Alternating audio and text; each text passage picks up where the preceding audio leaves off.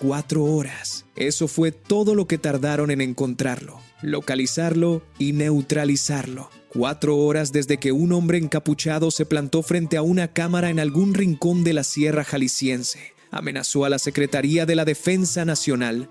Le mandó un mensaje directo al secretario Omar García Harfuch y se autoproclamó el nuevo jefe del cártel Jalisco Nueva Generación. 4 horas después, ese hombre ya no existía. Si estás viendo esto, quédate hasta el final, porque lo que ocurrió en la madrugada del lunes 9 de marzo de 2026 es una de las respuestas más rápidas, más quirúrgicas y más simbólicas que hemos visto en la historia reciente de la seguridad en México. Y hay detalles que todavía no se han contado del todo. Arrancamos desde el principio, porque esto no empieza con el operativo. Empieza con un video. Eran aproximadamente las 4 de la mañana del lunes cuando las primeras capturas de pantalla comenzaron a circular en grupos de Telegram, canales cerrados de narcoinformación y perfiles anónimos en redes. El video duraba exactamente 3 minutos. No era grabado con un teléfono tirado en una mesa. Era una producción con cierta intención, con encuadre deliberado, con la cámara estabilizada sobre un punto fijo y el sonido limpio. Quien lo grabó no quería que pareciera improvisado, quería que pareciera un mensaje oficial. En el cuadro, un hombre encapuchado con pasamontañas negro, chaleco táctico y un fusil Barrett apoyado en el hombro derecho miraba directo al lente sin moverse, sin dudar. A su espalda, una narcomantas con letras rojas sobre fondo blanco que aún están siendo analizadas por peritos de la Fiscalía General de la República. Detrás de la manta, camionetas de doble cabina con modificaciones visibles, placas tapadas, vidrios polarizados y lo que parecían ser blindajes artesanales en las carrocerías. El fondo sonoro era un corrido alterado a bajo volumen, como si la música fuera parte del mensaje, como si dijeran: aquí todavía hay estructura, aquí todavía hay gente, aquí todavía hay dinero. Y entonces habló: Sedena y Harfuch pagarán caro por tocar al Mencho. El CJNG no se rinde, la guerra continúa hasta que caigan todos.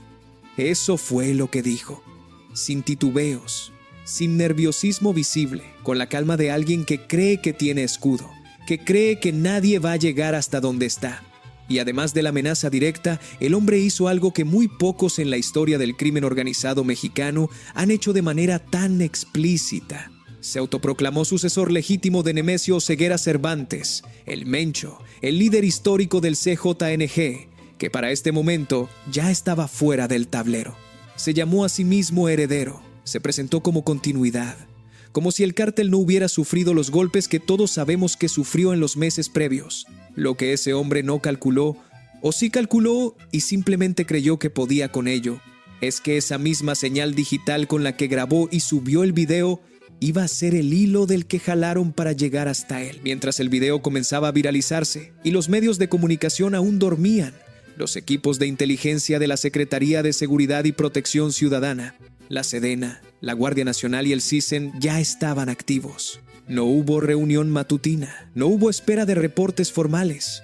El protocolo de respuesta ante amenazas públicas de alto perfil se activó de inmediato. Y lo que vino en las siguientes 4 horas fue un trabajo de inteligencia digital que merece que lo entendamos bien, porque dice mucho sobre cómo opera hoy la maquinaria de seguridad federal. El video fue subido desde un dispositivo. Ese dispositivo, al conectarse a internet para hacer la carga del archivo, dejó rastros. Los metadatos del video contenían información técnica que los equipos forenses digitales comenzaron a diseccionar de inmediato. Marca del dispositivo, versión de software, y en algunos fragmentos, coordenadas geográficas que no habían sido eliminadas correctamente del archivo. Simultáneamente, la triangulación de la señal del dispositivo permitió acotar la zona desde la que se había realizado la transmisión. No era una ubicación exacta todavía, pero era suficiente para saber en qué radio buscar. A eso se le sumó la interceptación de comunicaciones. Las células que habían comenzado a mover el video entre grupos internos del CJNG usaban canales que ya estaban siendo monitoreados. Cada reenvío, cada reacción interna, cada mensaje que confirmaba la autoría del video fue una pieza más que afinó la imagen. En menos de 2 horas, los analistas tenían un perfil claro del emisor y una zona geográfica acotada en la Sierra Jalisciense, posiblemente entre la Sierra de Amula y los alrededores de Tapalpa. El nombre que empezó a aparecer una y otra vez en los cruces de información fue Jesús Gerardo, alias el matón del CJNG, también apodado el Nuevo Mencho por células leales a la estructura que quedó tras la caída del Mencho. No era un desconocido para la inteligencia federal. Era un operador de alto rango del grupo élite del cártel, con historial documentado en ejecuciones selectivas, control de plazas en Jalisco y Michoacán, y varios intentos fallidos de captura en operativos anteriores. Era el tipo de perfil que sabe moverse, que cambia de ubicación constantemente, que usa teléfonos de prepago y que raramente da la cara, salvo esta vez. Esta vez, Jesús Gerardo decidió que grabar un video de 3 minutos con un fusil Barrett y enviárselo al país entero era una buena idea. Y esa decisión le costó todo. Antes de continuar con lo que pasó cuando los equipos llegaron a esa finca, necesito que entiendas el contexto de por qué un video así, en este momento, es tan significativo. El CJNG venía de meses de golpes consecutivos. La estructura de mando había sido fragmentada. Los círculos más cercanos al Mencho habían sido desmantelados en oleadas de operativos que incluyeron decomisos de aeronaves, irrupciones en eventos familiares del entorno criminal, neutralizaciones en Michoacán, Tabasco y Cancún, y una presión constante sobre las redes de corrupción que sostenían la operación del cártel. En ese contexto, el vacío de poder era real, y en ese vacío, alguien con aspiraciones y suficiente armamento creyó que podía dar un paso al frente. El problema es que dar un paso al frente en el México de hoy, con la maquinaria que existe, con los niveles de cooperación interinstitucional que se han desarrollado, es como encender un reflector sobre tu propia cabeza. Y eso exactamente fue lo que hizo el matón. Si te está gustando lo que estás viendo, este es el momento de suscribirte al canal. No cuesta nada y ayudas a que este tipo de análisis llegue a más personas. Dale clic al botón de suscripción y activa la campana para que no te pierdas ninguna entrega. Volvamos a la sierra. Eran aproximadamente las 6 de la mañana del mismo lunes, cuando el cerco operativo comenzó a cerrarse sobre la zona de Tapalpa y sus alrededores. Equipos mixtos de la Sedena y la Guardia Nacional desplegados en posiciones perimetrales, con apoyo aéreo compuesto por drones de reconocimiento y helicópteros Black Hawk que sobrevolaban la zona en patrones de búsqueda. No era un operativo improvisado. Cada posición había sido asignada con base en la información de inteligencia recabada durante las 2 horas anteriores. La finca donde se encontraba Jesús Gerardo era una propiedad fortificada en las afueras del municipio. No era una casa rural común. Tenía accesos controlados, bardas altas, y según el reconocimiento previo por dron, al menos 3 puntos de vigilancia exterior. El tipo de estructura que no se construye para vivir cómodamente, sino para aguantar tiempo ante una posible incursión. Alguien había invertido en ese lugar con la intención de que fuera difícil de tomar, pero no imposible. Cuando las unidades avanzaron hacia el perímetro, el grupo que estaba dentro reaccionó de inmediato. No hubo negociación, no hubo llamado a rendirse que prosperara. Los escoltas del matón abrieron fuego desde las posiciones de vigilancia y la respuesta fue inmediata y proporcional. El intercambio duró varios minutos, lo suficiente para que los equipos tácticos completaran el cierre del perímetro sin dejar vías de escape. Las rutas alternas de la finca, que en condiciones normales podrían haberse usado para una fuga en vehículo, estaban bloqueadas por unidades terrestres que habían tomado posición antes de que comenzara el contacto. Jesús Gerardo, el matón, fue neutralizado durante el enfrentamiento. Junto con él, 6 de sus escoltas cayeron en el sitio. No hubo heridos de gravedad entre las fuerzas federales, al menos no según la información disponible en el momento en que Harfuch dio la conferencia. El operativo desde el inicio del despliegue hasta el fin del enfrentamiento tomó menos de 40 minutos. Y lo que encontraron adentro confirma que el video no era simplemente bravuconería.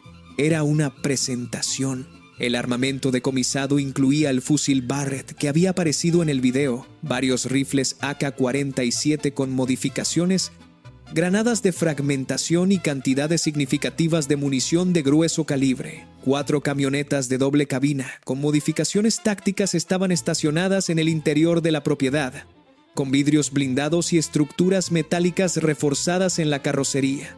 En una habitación interior se encontraron dispositivos electrónicos, celulares y computadoras portátiles que contenían copias del video, listas de contactos y lo que los peritos describieron como registros de amenazas pendientes.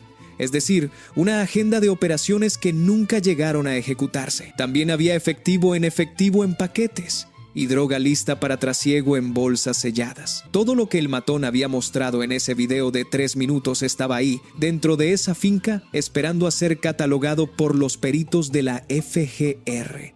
La conferencia de Harfuch fue a las 8 de la mañana desde Jalisco, 4 horas exactas después de que el video había comenzado a circular. El secretario se plantó frente a los micrófonos con la compostura de siempre, esa calma que a veces resulta más intimidante que cualquier declaración estruendosa, y dijo algo que hay que procesar con atención. En solo 4 horas rastreé y neutralicé al que se autoproclamaba sucesor. Las amenazas en video no intimidan, aceleran su fin. El CJNG ya no tiene líderes ni refugios. Cada intento de reorganización será cortado de raíz. No es solo una frase de conferencia de prensa, es una doctrina operativa. Estoy diciendo esto porque hay algo en esa secuencia. Video a las 4 de la mañana, neutralización a las 7, conferencia a las 8, que no es casual. Esa velocidad de respuesta está diseñada para mandar un mensaje propio, uno que contrarresta directamente el mensaje del video del matón. Si el objetivo del video era demostrar que el CJNG sigue vivo, que hay estructura, que hay liderazgo dispuesto a amenazar públicamente a las fuerzas federales, la respuesta en 4 horas dice exactamente lo contrario. Dice que el tiempo que tarda alguien en autoproclamarse heredero del Mencho es el mismo que tarda el Estado en llegar hasta donde está. Pero detengámonos un momento en el perfil de Jesús Gerardo, porque entender quién era el matón es entender por qué esto importa más allá del operativo en sí. Jesús Gerardo no era un sicario de escalón bajo, era un operador con historial en 2 estados, con experiencia en ejecuciones selectivas, con control documentado de plazas.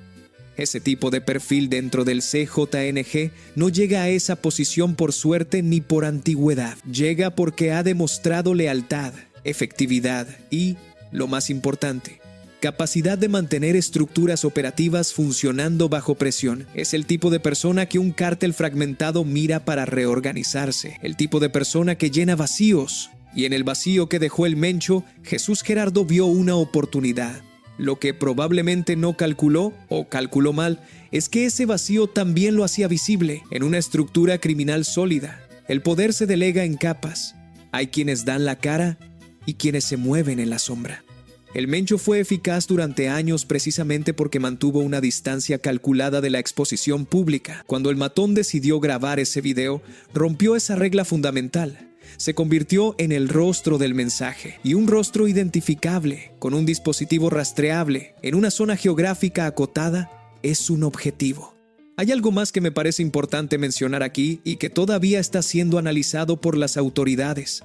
El video no fue subido desde un servidor anónimo, ni a través de una red de protección. Fue subido directamente desde el dispositivo que lo grabó, a una plataforma que, aunque es de acceso restringido, tiene vulnerabilidades de metadatos que los equipos de inteligencia conocen bien. Eso, combinado con la confianza excesiva de que el mensaje llegaría pero la ubicación no, sugiere que dentro del entorno operativo del matón no había nadie con el conocimiento técnico suficiente para hacer la operación de manera realmente segura. Y eso dice algo sobre el estado real de la estructura que pretendía liderar. No es lo mismo hablar de heredero del Mencho que tener el aparato de inteligencia contraestado que el Mencho construyó durante años. El video parecía poderoso. La realidad detrás del video era más frágil de lo que aparentaba. 4 horas. Ese es el número que va a resonar en este caso durante mucho tiempo. Pero para que esas 4 horas fueran posibles, había un trabajo previo que ya estaba hecho. La triangulación de señales no se construye en el momento. Los cruces de base de datos no se hacen improvisando. Los perfiles operativos de figuras como Jesús Gerardo no se elaboran la noche anterior. Todo eso es producto de una inversión sostenida en capacidades de inteligencia que, cuando hay un disparador como este video, se activa de manera coordinada y produce resultados en tiempo récord. Eso es lo que hace que este caso sea distinto a otros operativos. No fue solo velocidad, fue velocidad sobre una base de información ya construida. El matón fue localizado tan rápido porque alguien ya sabía dónde buscar. El video solo confirmó que el objetivo estaba activo y redujo el radio de búsqueda. Ahora hay algo que me pregunto y que creo que tú también deberías preguntarte: ¿por qué el video? ¿Por qué en ese momento? El CJNG en su estado actual no es el CJNG de hace 3 años. Ha perdido estructura, ha perdido liderazgo, ha perdido capacidad logística en varias plazas clave. En ese contexto, un video de este tipo tiene 2 lecturas posibles. La primera es que fue un movimiento desesperado, un intento de demostrar vigor hacia adentro del cártel, de reunificar células dispersas bajo una bandera y un nombre nuevo. La segunda es que fue una trampa interna, es decir, que alguien dentro del propio CJNG empujó a Jesús Gerardo hacia ese video sabiendo lo que iba a desencadenar. No tengo respuesta definitiva para eso todavía. Las autoridades tampoco la han dado públicamente, pero el dato de que los dispositivos decomisados contenían listas de amenazas pendientes y registros de contacto sugiere que la FGR va a tirar de ese hilo con fuerza en las Fourrière. Próximas semanas, lo que hay en esos teléfonos y en esas computadoras puede revelar si el matón actuó solo en esta decisión o si hubo una red más amplia que lo empujó al frente. Pausa aquí un segundo. Si quieres seguir recibiendo este tipo de análisis en profundidad, no te olvides de suscribirte al canal. Es gratis, toma 2 segundos y hace una diferencia real para que este contenido siga llegando. Suscríbete ahora y activa la notificación. Volvamos al escenario más amplio, porque el caso del matón no puede entenderse sin entender qué ha pasado con el CJNG en los meses previos a este lunes. La Estrategia Nacional de Seguridad que se ha implementado tras la salida del Mencho del tablero ha sido una campaña de presión sostenida sobre cada capa de la organización. No ha sido solo golpear operadores, ha sido desmantelar la infraestructura que permite que esos operadores funcionen, las redes de corrupción institucional que les daban cobertura, las rutas logísticas que sostenían el trasiego, los activos financieros que financiaban la operación cotidiana, los decomisos de aeronaves, las irrupciones en eventos familiares de entornos criminales, los operativos en Tabasco y Cancún que desarticularon células de apoyo. Todo eso forma parte de una presión que no da respiro. Y ese tipo de presión sostenida tiene un efecto específico en las estructuras criminales. Fragmenta la cadena de mando, genera desconfianza interna y empuja a los perfiles medios a tomar decisiones precipitadas para demostrar que siguen siendo relevantes. El video del matón tiene ese sabor. El sabor de alguien que siente que el tiempo se acaba, que el espacio se reduce y que necesita dar una señal visible para consolidar su posición antes de que otro lo haga. La autoproclamación de heredero del Mencho no fue un movimiento desde una posición de fuerza. Fue un movimiento desde una posición de ansiedad, y eso es exactamente lo que aprovecharon las fuerzas de seguridad. Pienso en lo que deben haber sentido las comunidades de la Sierra Jalisciense cuando ese video comenzó a circular. No es la primera vez que estas zonas viven bajo la presión del CJNG. No es la primera vez que ven pasar camionetas blindadas, que escuchan corridos a altas horas de la madrugada, que encuentran narcomantas colgadas en los puentes. Hay familias en esa región que llevan años viviendo entre 2 fuerzas que en teoría deberían protegerlas y que en la práctica les generan terror en proporciones distintas, pero igualmente reales. Cuando el operativo terminó y el cerco comenzó a levantarse esa mañana del lunes, las patrullas federales quedaron en posición. El cerco reforzado en la Sierra Jalisciense no se levantó con la neutralización del matón. Los patrullajes aéreos y terrestres se mantuvieron activos porque la inteligencia indica que hay células remanentes que podrían intentar responder o reorganizarse. El mensaje que se manda no es solo que el matón fue neutralizado. El mensaje es que la zona sigue siendo de atención prioritaria, que cualquier movimiento va a ser detectado y que el costo de intentar reorganizarse bajo cualquier bandera es el mismo que pagó Jesús Gerardo. ¿Cambia esto el tablero de manera definitiva? Esa es la pregunta real. Y la respuesta honesta es que neutralizar a un operador de alto rango, por más simbólico que sea el golpe, no extingue una organización criminal de la dimensión del CJNG. Lo que sí hace es generar una interrupción en el proceso de reorganización cada vez que surge un candidato a ocupar el vacío y es eliminado antes de consolidarse. El proceso de reorganización se reinicia desde cero. Y cada reinicio consume recursos, confianza interna y tiempo. Tiempo en el que el Estado puede continuar aplicando presión sobre la estructura restante. La pregunta que queda abierta y que la FGR va a tratar de responder con lo que encontraron en los dispositivos es qué tan profunda era realmente la red de apoyo del matón.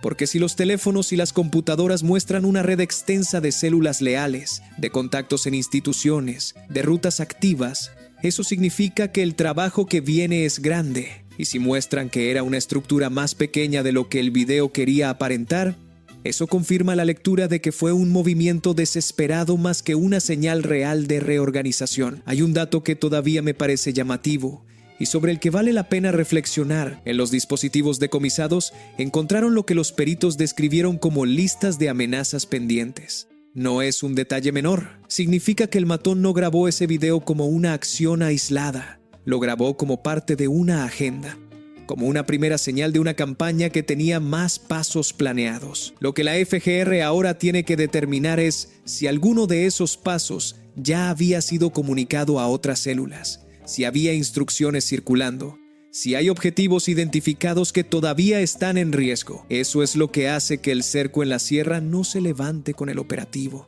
porque el matón ya no está, pero los mensajes que pudo haber enviado antes del video, las instrucciones que pudo haber dado, los acuerdos que pudo haber cerrado con otras células, eso todavía existe en algún lugar. Y eso es lo que se está investigando ahora mismo mientras estás viendo este video. La FGR avanza en la identificación formal de los 6 escoltas abatidos en el operativo. En casos como este, la identificación no es solo un trámite, es una línea de investigación.